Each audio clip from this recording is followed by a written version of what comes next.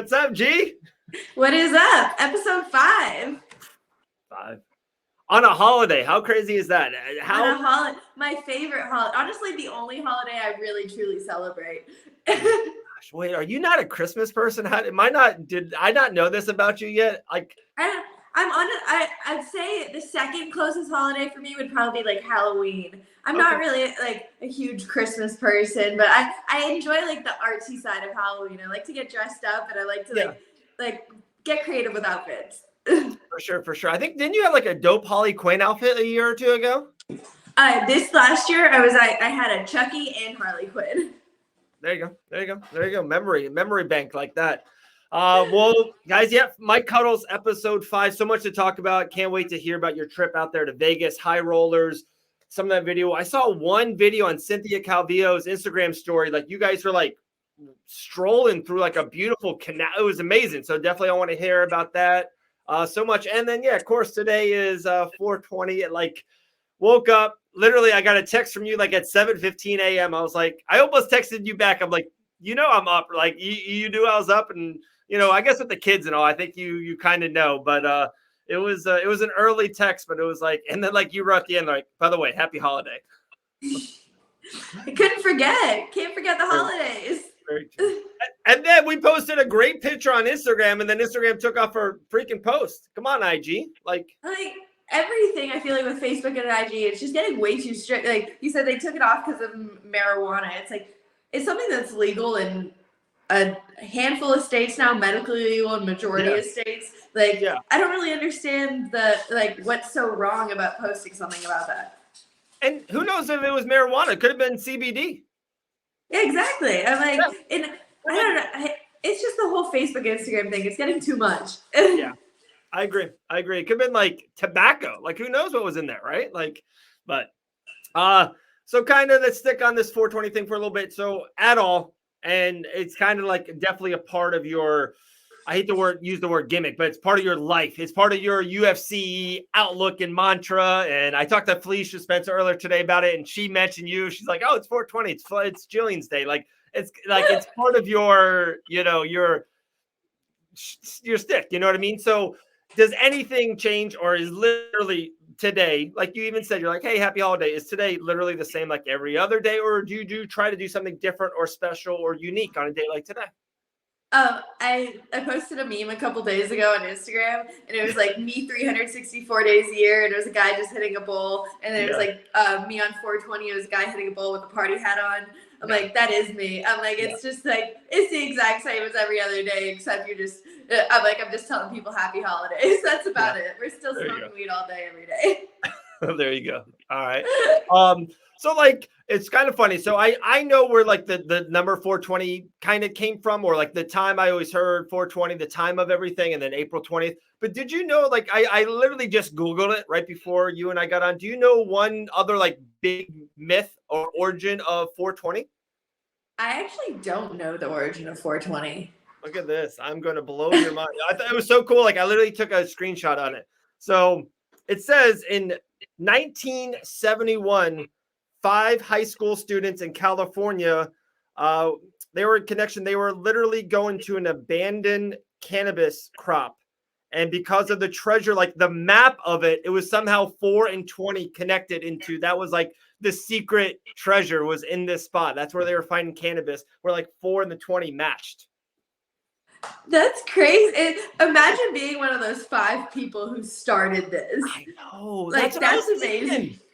I know, like, there's so many things like that, right? Like, I know it sounds so, someone had to come up with the idea. They're like, man, all right. So wait, there's like restaurants, and they're like 10, 15 minutes from my house, but I want food here, and I don't want to travel. So like, how can we bring the food to me? They're like, Uber Eats. Like someone came up with that, idea before like Uber Eats came up with that idea. You know what I mean? Like, who came up with this? Imagine, like, one of the greatest ideas in the history of man. Can I just say on that Uber Eats idea, like, thank God for that person. Because probably the most used service in my house. Yes. So many different, like, with us, with the kids, sometimes, like, we don't want to go back out or, you know, if they're changed and go back out, you just order then. And then, of course, there's so many times you're just, like, tired or not feeling good, or someone's not feeling good in the house. You're like, okay, I'm gonna, we're getting Chick-fil-A. It's a Saturday. They're just bringing me chicken tenders. Like, just bring it to me. And like, we're probably the worst. We use it the most probably like on milkshakes. Like at 10 o'clock or at 9 o'clock, you want like a milkshake, but you don't want to go back out and travel. Like, I don't care about the feed. Like, I just want an Oreo milkshake. What's wrong with that? Exactly. There's nothing. And like for me, I feel like it's a time thing too. A lot of times, like I'm traveling from the gym or I'm just at the gym and I'm training and stuff. So I'll time it just right. If I have like an hour drive, I'll place the order so it's there just as I get home so I can eat and then get back out. It's like it's a time saver. Time saver. That's pretty good. I didn't think about it that way. Like pre-ordering your DoorDash or Uber Eats. That's pretty dope. That's good. That's good. But all right, so I do want to hear about it.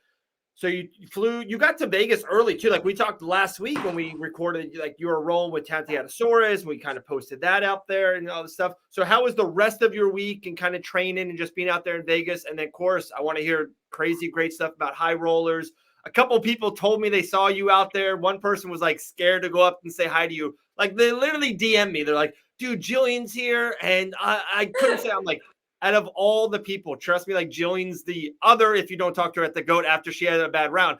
Other than that, I'm like, Gillian's literally the nicest person in the world. Like you can go up to her, like Gillian would be pumped for you to go up. And then the other person said they talked to you was the ring announcer, Matt. He's like, yeah, I sat with Gillian and talked to her for a second. She's the nicest. I'm like, yeah, dude, she is the nicest, He was saying good things about you as well, Matt. But it was an awesome week. The rest of the week we just finished out testing with the PI. I did bone density scans, VO2 max, just a lot of different testings just to, like I said, we're really just trying to optimize my performance. So I did all these different testing. We met with a team from the PI at the end of the week, and now they're setting a program up for me just for like strength and conditioning and different things that I can work on just to make sure. For me, it's really like injury prevention. I feel like I keep on getting injured, and it's because I'm not utilizing all my muscles right. So we determined like where it needs to be stronger, what I need to work on, and they built a program for me around that. So it was really cool to see that. And then at the end of the week, I had a little bit of free time. I ended up going out to Death Valley just spontaneously. I looked it up. It was 2 hours away, and I saw like a couple months ago, it was like ranked on like the I think it was like number 2 or number 3 on like the best national parks in the US. So it's like, oh wow, I went just to go visit and just to look around, and so that was a pretty cool experience too, just being out there. And I'm a huge. Did you go by yourself or did you go with someone? No, I went by myself. All right. Okay. Okay. Death Valley. You went to a place called Death Valley. Okay. I was out there by myself with like no cell service for a good like 4 or 5 hours. Oh my gosh. Oh my I'm all about safety, Yeah, that's definitely. The day before you're talking about like bone, with the UFC and making sure you work your muscles just right. The next day you're in Death Valley with no cell service. I get it. All right, so that was that. Did you train or roll with anyone else in Vegas before high rollers? No, I didn't get a chance to really. I was working at the PI a lot, so I didn't really get a chance to make it back to a gym to get some work in. Besides my round with Cynthia, obviously. We had a hard 10 minutes when 3 rounds of overtime, and then she was able to capitalize in the 3rd round, and she won. Yeah. And Cynthia, just being the sweetheart that she is, invited me out to dinner after and invited me out on a boat the next day. So it was a dope experience just being out there and being able to hang out with her after too. Okay, awesome. So, all right, boat and dinner we'll get to in a second. So the event itself, high rollers itself, we talked about it last week. It was, you're like, Dave, it's, marijuana and jiu-jitsu, and then just putting them combined. It's like, oh, crazy. But how was the event itself? The event was awesome. It looked cool. I was just seeing it through social media on different people. It looked like looked awesome. And like, is it a real octagon? Is it like a legit octagon that it's in? Yeah, they have a legit cage that it's in. So that's dope too, is to be able to utilize the cage. Yeah. Like we were saying with the jiu-jitsu and marijuana, the only thing was that I didn't compete till probably, I think it was close to 12 o'clock, like midnight. Vegas time. Yeah, Vegas time. Yeah, because last time we were going to like do it live or something afterwards, and we're like all about it. we talked Friday. You're like, yeah, we're good. And then all of a sudden I talked to you Saturday and you're like, Dave, it might be like 11 o'clock. And I was like, well, gee, like 11 is 2 a.m. Eastern. Like if I'm up, I'll let you know, but like it might be rough. And then you're telling me 12:30 by the time you ended. That's like 3:30 a.m. That's crazy. I was knocked out. Oh yeah, I wanted to be knocked out. I was halfway sleeping, walking out to the cage. It was me and Cynthia were like joking with each other before we walked out to do the match. We're like, we're gonna be just like pulling the what Nate Diaz laying there with, or was it Nick or Nate when he fought Anderson Silva? Nick versus Anderson.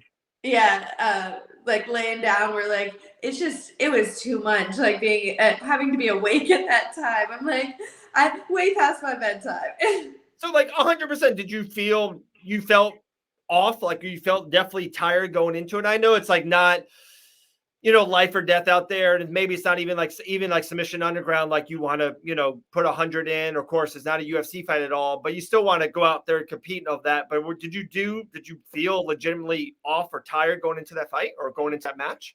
Not necessarily. No, I feel like once the match starts, it's like you're there. And, as a competitor, you have to be used to like performing at under any circumstances, really, because you don't know what the fuck you're gonna have to deal with. Like when I fought in Abu Dhabi, I fought at like 3 a.m. I think over there, and so it's like I was out there for a good 20 days, and I pretty much kept myself nocturnal for those 20 days, so then I was able to stay acclimated to that, like the 3 a.m. fight time. So I was sleeping until 5 p.m. and waking up until usually like 12 or 1 and then going to sleep until 5 p.m. again, but getting 2 training sessions in like at like 5 p.m. and like at 11 usually. That's so crazy. Yeah, like a couple days, especially adrenaline and like the weigh-ins are huge and the fight, of course, and fight day, all that. You probably, I don't know, but you probably don't sleep great, maybe even the night before, even if you're out here in Vegas or Florida or whatever. But like to do that for so long, like you said, 20 days over there, Fight Island, especially the first time, God, that'd have been crazy. Real quick, you did mention Diaz, and it's kind of funny, 420 as well. He was another person we were going to post. We were going to make a post this morning, and then it was like, oh, of course, we got to post Gillian on it, right? I got it taken down. Fuck Instagram. But I want to throw an idea out there to you. We threw it out there yesterday, and it got pretty good feedback. So Dana White, news of Gilbert Burns, like, hey, Gilbert, you're going to get an absolute huge fight. Like, we guarantee you a big fight. You were amazing 2 weeks ago, UFC 273, all that, like almost endeared to them, right? So it's pretty weird. Like Poirier's been asking for Nate forever, right? Like that Poirier and Nate's been going back and forth. You see Twitter handles like literally once a week for the last 2-3 months. And both of those guys are like usually so about it. Like it's weird that the match hasn't made. So I'm like, I don't know. I assume the UFC's like, Dustin, like there's so much money in the Conor 4 fight and he got injured and maybe like they're really just trying to rest Dustin until Conor gets back. Like that's what I'm guessing. So it's like, if they did Conor and who knows, you know what I mean? What happens? But if they do Dustin Conor, that's a huge fight. One of maybe the biggest money fights. And I feel like another money fight, and we threw it out there, was how about they match up Gilbert Burns versus Nate Diaz? That's an interesting one. Like no one's ever talked about that fight ever, right? I don't think it's one that Nate would be interested in. Ooh, so you think Nate would be the one? I think like I thought about that for a second. I was like, but like Nate's usually just like game for fucking anyone. Like, because at the time when Conor, like, just remember the first time they fought, Conor looked like a goddamn machine 5 years ago, and Nate was like lose one, win one, and he just defeated Michael Johnson, which back then wasn't like the greatest win. And like Nate fought Conor, he was this huge underdog going into it, and he beat him. Like, it feels like Nate doesn't give a fuck. Nate fought Leon Edwards, like, who's ranked number 1. Like, it feels like it's like Nate don't care. Like, Nate will fight anyone. I feel the only thing, it's not that he's scared or like he doesn't want to fight. The only thing that I think is that he might not be a big enough name or a big enough of paycheck for Nate to want to take that fight. Because I feel like that seems to be the theme with typically in his last couple of fights is he wants to get paid. He wants the money fights. He wants something big. And I don't know if Gilbert has like that star power that he's necessarily looking for. Right. And I thought about that too. But that's why I think in a weird way, to me, Gilbert and Leon Edwards probably name value is really close. But since the Chimaev fight, like Gilbert Burns is like like a rocket. Like he's getting a lot of love, a lot of buzz.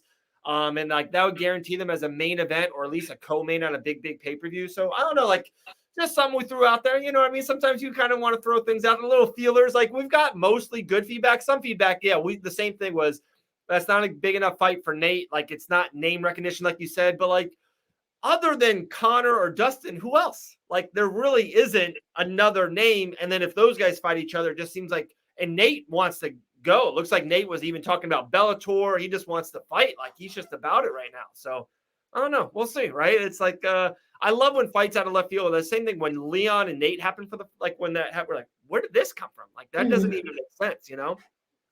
No, you got to throw it out there. Make sure that you say it before anybody else does. You know, make sure it's recorded. It's on track here. Yeah, it's like I think we're recording this on a laser disc. I don't know if you're old enough to remember what a laser disc is, but I think we're recording it. And like, dude, if it's wrong, who gives a fuck? It like goes in the ether, the internet forever. But if you're right, then that's like repost that shit. Talking about being right, and one thing you came up, like I said, so Felicia, we do a segment each week on, the Dave Van Auken show, her phenomenal pick and her lock pick, and your name came up because her underdog pick or phenomenal pick, we call it, is Montana De La Rosa, who she's fighting this week. Macey Barber, female flyweight division, your home, and also Macey and ex, competitor, combatant, if you want. So, like, it surprised me a little bit because we threw it out there, like, Macey, her name was so big, right, like 2-3 years ago, it was huge. Like, she talked about being the youngest champion and all this shit, and just, like, her name had a lot of value to it. She hurt herself, lost to Roxanne, and then she came back, lost to Alexa Grasso, who we know Grasso's legit, top 5, top 7 girl, and then she fought Miranda, someone you know very well as much. Let me ask you before kind of going there, who won that fight between Miranda and Macey? I don't think the judges got that one right. Okay, thank you. Like 100%. Come on, like, I watched. If you ask 10 people who know, like 9 would say Miranda won that fight. And so, like Macey, you can argue Macey's on like on a 3-fight losing streak. So I'm like, Felicia, I'm like, dude, this is like a big fight. Like I know it sounds bigger for Montana because this is like when a lesser name goes against a bigger name and she's the underdog, it's like a bigger deal. But I'm like, dude, like this is big for Macey. If she loses this fight, like fuck, right? Like this is big. No, I definitely agree with you. It's a huge for Macey's career wise. But for who wins it, I think that's a toss up, honestly. Like I wouldn't know how to pick that one because Montana's very skilled and tough as shit, but Macey's got that killer instinct. Like when she catches someone or sees that you're injured, she goes for it, and she's just really good at capitalizing on moments where I don't know, that fight's a really tough one to call. I feel like I would maybe lean a little bit more to Montana, but Macey's still I feel like she's tough as shit. Like you said, the girls that she's lost to are Roxanne's a veteran of the sport who I think that was a little bit soon of a challenge for Macey. And then Alexa Grasso is a fucking beast. So I'm like, those two girls, it's not like she's losing to any slouches. Miranda's just as technical, just as smart up there too. Right. And I feel like it's a weird dynamic or a weird matchup in a way because Montana's long and lean. And to me, I would assume better on the ground than Macey. But I would assume, Macey's she's like a little meatball in a good way, in a positive way. She just has all this thunder, all this power. She's very compact, has power. But when she goes on the ground, it's a ground and pound, like a little Tasmanian devil thing. But it's very untechnique-ish. She's not going for a sly Darce choke. Macey's not going for a Darce choke. So it's weird. I don't know. I'm really intrigued about it more than anything. It's one of those fights on the card. I'm like, ooh, I'm giving this fight 20 minutes for sure. I can't miss that fight. Yeah, Montana's the type of girl that I grappled with her a lot in the Tough House, where it's you're passing her guard and then her foot comes out of fucking nowhere and you're like, how the hell did it even reach there? Her legs and her arms are just so long that she's able to pull a lot of shit off that it's just It's really honestly length is the biggest benefit in MMA. I feel like Right. it's like whether it's stand up or jiu-jitsu, you're just able to offer so much more in such a different style, and or even like on the feet, being able to keep somebody out, keep that distance. It's just such a huge benefit to have length. So I don't know, but Macey's a big girl too. I know I don't know, Montana might be longer, but I know Macey's pretty tall up there too. Are you did you vibe with Montana in the house? Yeah, me just in general, I'm the quiet one, in the corner. But Montana and I, we were both the younger girls. Yeah. Everybody else was in their older 20s or 30s, and Montana, I think was I think we were both 22 at the time. So we definitely like clicked on that. Yeah. It was so funny. You mentioned Roxanne. I think I told you this, maybe not. Like I was at the PFL Challenger Series like 2 weeks ago, and Roxanne was there. She was in the corner of one of the fighters who actually won twice on the PFL Challenger Series. Still, she never got a contract. Like it's kind of like the Contender Series for the PFL. But she was in the corner, and Felicia was there, and they kind of talked for a little bit. And it was funny because Roxanne's last fight was against Casey O'Neill, very similar to like the whole Macey Barber thing. Like it was definitely like this passing of the torch type of a fight, and she beat Macey. So it feels like Roxanne got a couple more years in a weird way out of that. And then, against the Casey O'Neill, who like a lot of people think championship about her. Like, dude, that was a close fight. Like that was a really close fight. I think that even the judges had it split, I think, off the top of my head, but that was a close fight. So it's you never know. Like I'm really intrigued though. Montana and Macey, I think it's a really good fight. Good fight for sure. Oh yeah, I'm definitely excited for that one. One last thing, especially with the PFL today, 420 is the opening day of their season, if you want to say. And it's funny, I was on their media day 2 days ago and talked to all the guys. And Jeremy Stevens, by the way, was like hilarious. Like, especially like he had so many 421 liners about like, hey, fire it up. We're going to burn the place down. It's nothing but smoke Wednesday night. Like he was pretty on it. I'm going to give Jeremy a lot of credit. But my question to you is like, the PFL has a format of, it's a schedule. So they know that they're fighting April 20th. Jeremy knows he's fighting July 15th and then August 20th. And then the postseason starts. Would you ever like, to me, like someone who to me, I always think that you love staying active. Would you love like almost a format that, you're like, shit, like Dave, like I know I got my 3 dates in front of me. In the next 4 or 5 months, I got him permanent black marker literally on a calendar. Like, would you like that going forward? Or you like the little bit of the unpredictability and, you could almost get a fight in a week in the UFC. You really can't do that in the PFL. I guess I don't necessarily mind the unpredictability. It would definitely be nice if we had like, I don't like maybe like a length of a time camp, a fight camp that it has to be. So I'm like, for me, I feel like 4 weeks is ideal. Like that's all I need to really like push it, get in shape, and get to where I need to be. Where it's like sometimes if you have like 2 weeks, 3 weeks, 1 week, it's like you're in a little bit of a rush, and I'll take that fight, but it's definitely not ideal for me, Right. So if I could have like if it was like guaranteed, I could at least have a month's notice. Then I feel like that would be more ideal. But even like a set schedule, I feel like it wouldn't work for me because I'm like sometimes I'm like, all right, let's go. Like I'm ready to go again. Like Let's get it next month. Right. Crazy. There you go. All right, we'll close it with this. We'll close with one kind of 420 story-ish type of thing. I'll go first, and you probably have a lot more than me, I would assume. But you'll like this. So Sunday, the whole family, we were at Hannah Goldie's house. We had a little Easter dinner, and it was awesome. We had our friend Paige with us and stuff. We had all the kids with us. Bounce house in the back. We had an Easter egg hunt. Mitchell was there, and stuff like that. It was good times. And let's just say, gummy bears were involved or gummies were involved. So, instead of just like, how everyone was having one, somehow another one got cut in half. And instead of me just having the one, I'm the one that raised my hand for the 1.5. Like I was going for the 1.5. So, it was, I'm like, okay, this is good. And then all of a sudden, like I'm like running after like an Easter egg hunt. We're like setting up all the eggs in the back of the house.